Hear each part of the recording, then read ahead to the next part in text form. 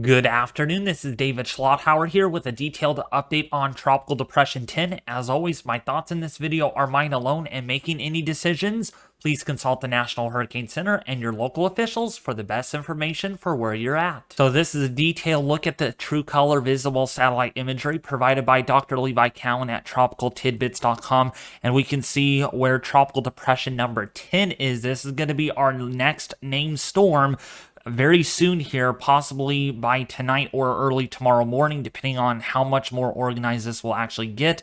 But right now, it is fairly organized. One could even argue it could already be a tropical storm as we speak.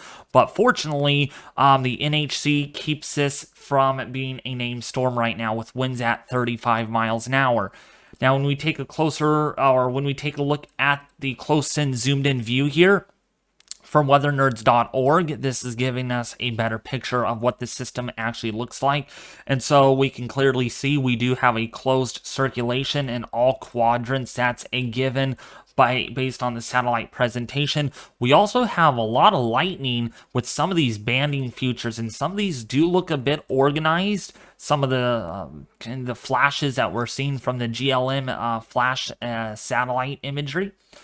And then in the middle, we do have where the low pressure center might be located, and this appears to be in a very low sheared environment since we're now able to locate the center with a lot of banding features. Even some of these cirrus clouds here are in these filamental bands, which indicate that the system is trying to get better organized, and it could be doing that in quite the hurry as this moves into the Gulf. And we already know how warm the Gulf of Mexico literally is, and it is warm enough to support a very quickly intensifying system.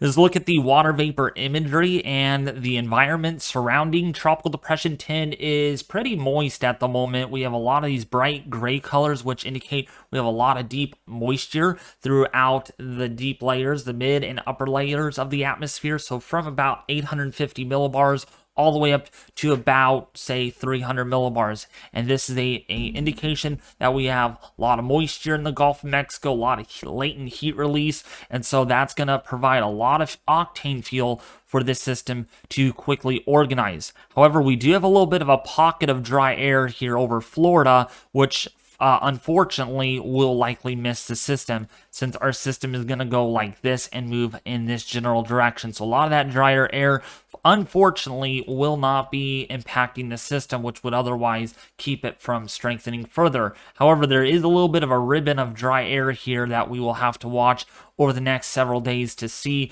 how this southwesterly flow over to the north of this system will be able to force some of that in.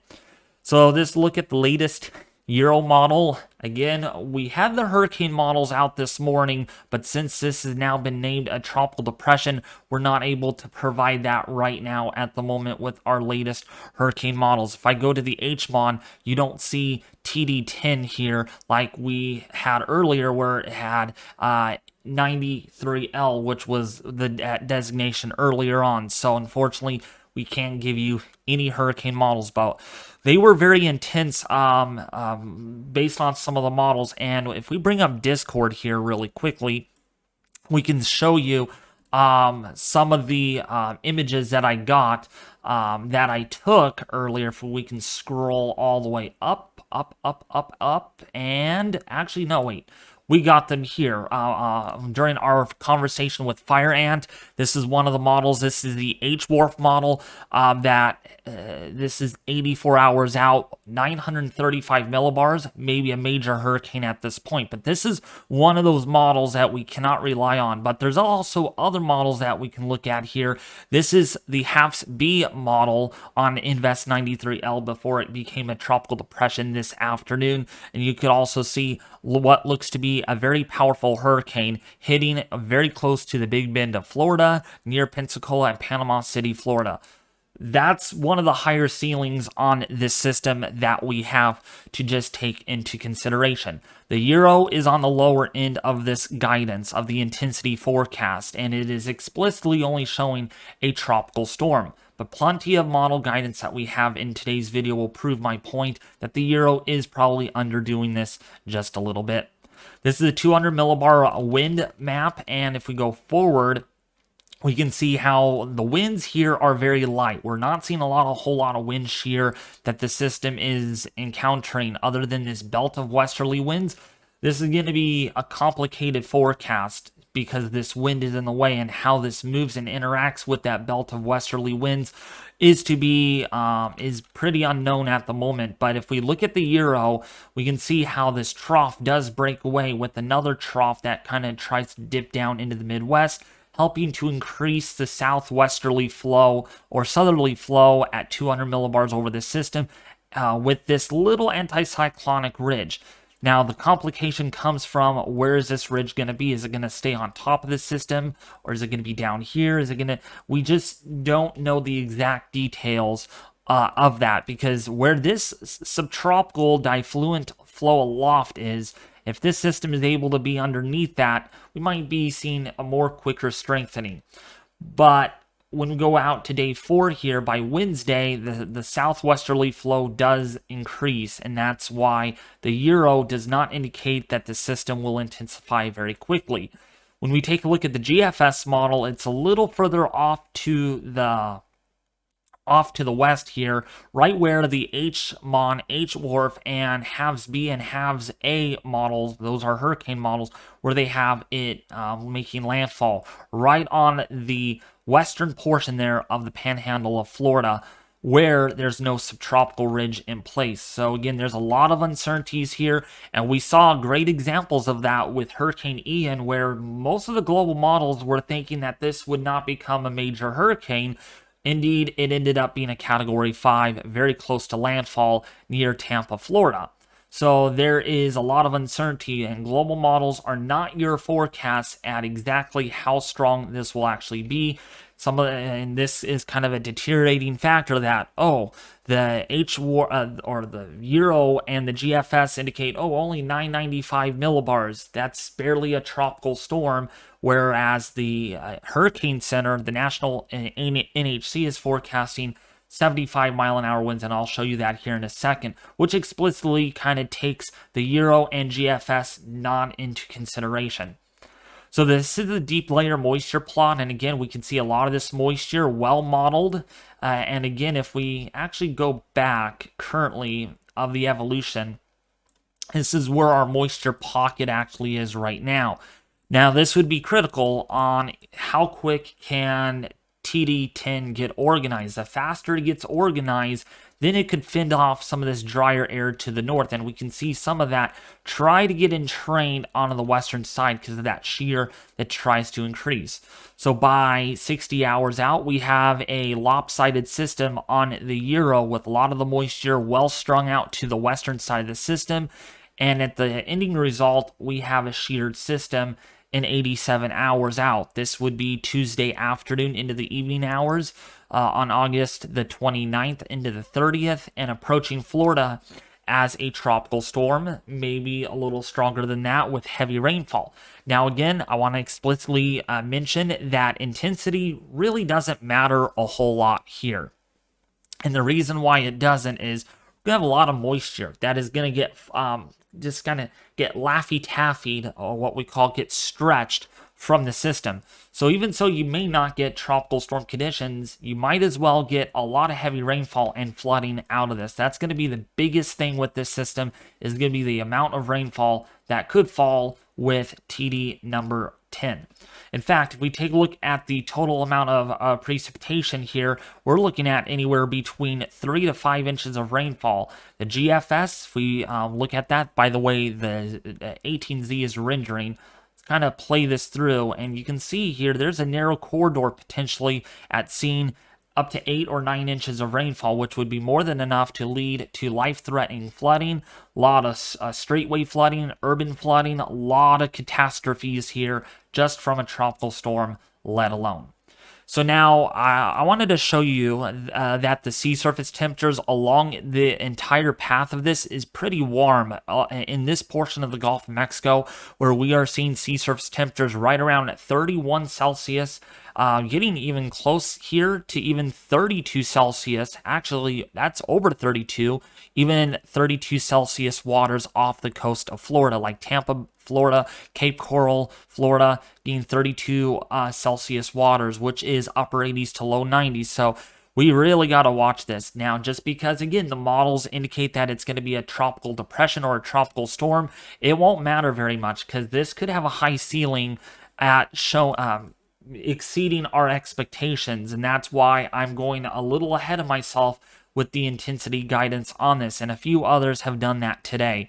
The ocean heat content is pretty oppressive through this area, enough to sustain a very powerful hurricane, depending on how long it spends time over this eddy of very high upper ocean heat content. And the heat content is even higher, even so it's decreasing still, or decreasing with distance, with northward extent along the Big Bend of Florida. So again, this is going to be the area that a lot of us as forecasters will be watching for the potential for this thing to really take off. So now you were all wondering, how strong can this system get? Well, there are some possibility outcomes here. Some of the models indicate that this could only become a low-end tropical storm, while some models are taking this to a whole new level at showing a Category 2 or even a major hurricane, that is winds greater than 111 miles an hour. And there are two models that we have in this model cycle on the 18Z output for today that do indicate that this could make a run for a Category 3. So there's a huge ceiling on this, from a tropical storm to all the way up to a Category 3 hurricane. Therefore, my intensity forecast is above the entire guidance, but is not above these two models. So if you follow my mouse and you can follow my intensity guidance, I am above all of the others, and I do indicate that this could become a 90 mile an hour hurricane, and it will quickly weaken thereafter. Again, the reason why I am a little going a little crazy on this and I'm hyping this up a little bit is because we have a lot of moisture, we have very high upper ocean heat content, very warm Gulf waters, so it won't be surprising to see a system like this quickly organize. And we saw that with Katrina, we saw that with Michael, we saw that with Harvey. We saw this with some of the most intense systems moving through the Gulf of Mexico. So I'm not going to sleep on this very much, and I am predicting 90 mile an hour winds very close to landfall, which would be a powerful Category 1 hurricane. And again, intensity really doesn't matter at this point. So I wanted to read this all to you with Tropical Depression number 10. Heavy rainfall from the tropical depression is expected across the eastern Yucatan Peninsula and the western Cuba. The heavy rainfall may produce areas of flash and urban flooding, as well as landslides across western Cuba. The depression is forecast to become a tropical storm by Sunday, and a tropical storm tropical storm conditions are expected over portions of the Yucatan Peninsula where a tropical storm warning is in effect. Tropical storm conditions are possible over portions of the western Cuba within the tropical storm watch area. The depression is forecast to strengthen during the next few days and could become a hurricane over the eastern Gulf of Mexico, bringing the potential of dangerous storm surge, heavy rainfall, and strong winds to portions of the west coast of Florida and the Florida Panhandle by the middle of next week.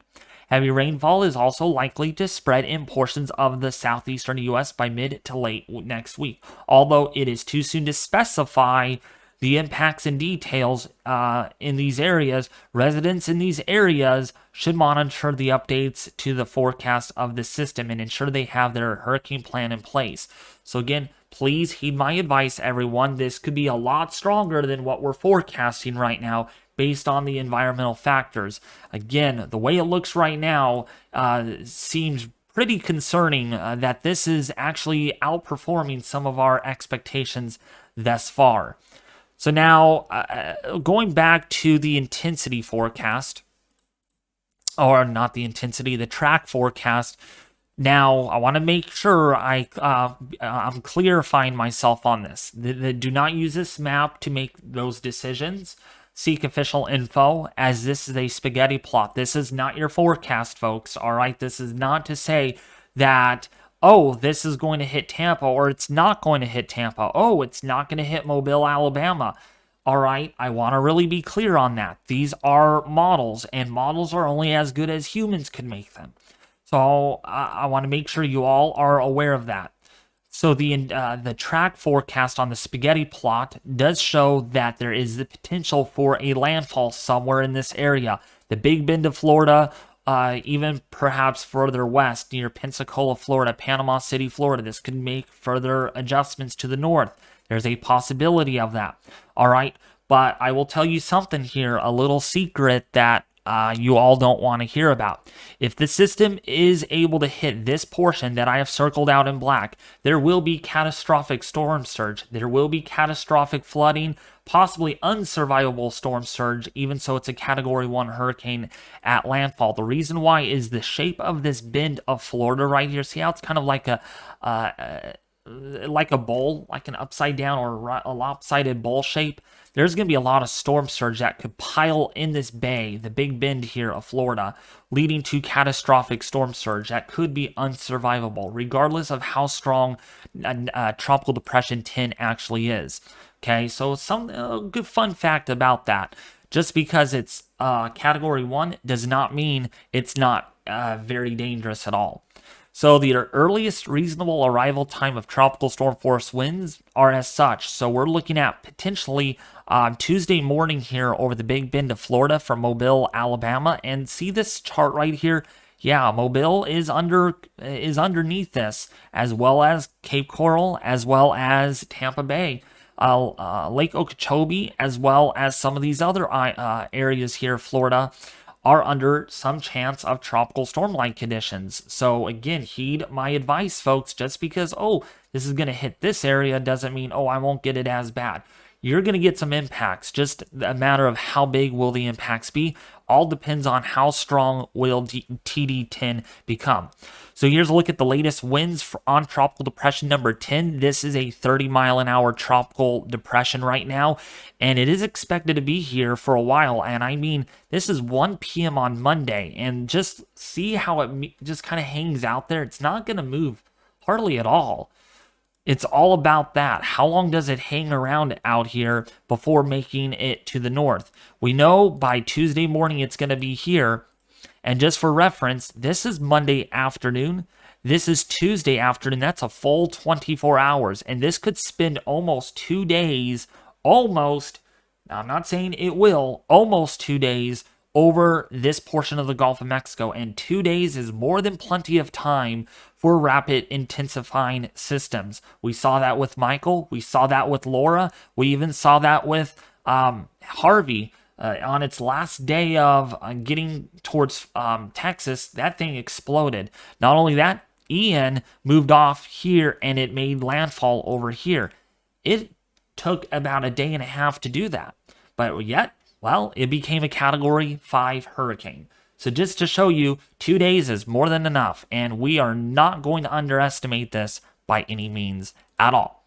So now that we talked about Tropical Depression 10, it's a good idea that I briefly touch upon hurricane. Yeah, we got a hurricane now. This is Hurricane Franklin, and the latest satellite presentation has substantially improved throughout the day today. Yesterday, we were seeing more of a messy look to the system where a lot of the deep convection was well weighted on the eastern side.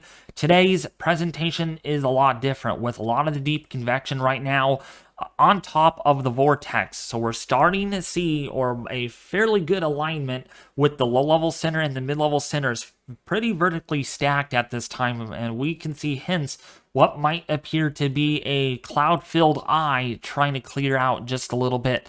So this is intensifying very quickly, and Franklin now is expected to get very close of reaching a Category 4 hurricane in the next couple of days. Yeah, a Category 4 hurricane approaching and remaining a major hurricane through Tuesday and then weakening. But through this entire period here, this could remain a hurricane for a while, for the next 5 days perhaps. But the good news at the moment is it looks like it will miss Bermuda, other than you might get tropical storm watches or warnings out.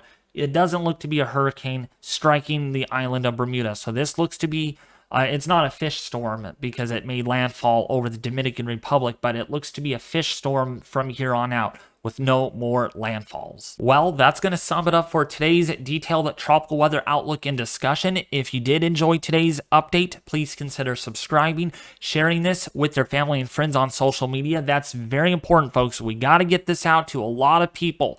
A lot of people are watching me from Florida, so my job is to keep you all alert and updated on Tropical Depression 10, as it can give us quite a bit of surprises. But you can only do that if you do subscribe, share, and like, and leave a comment in the section below this video.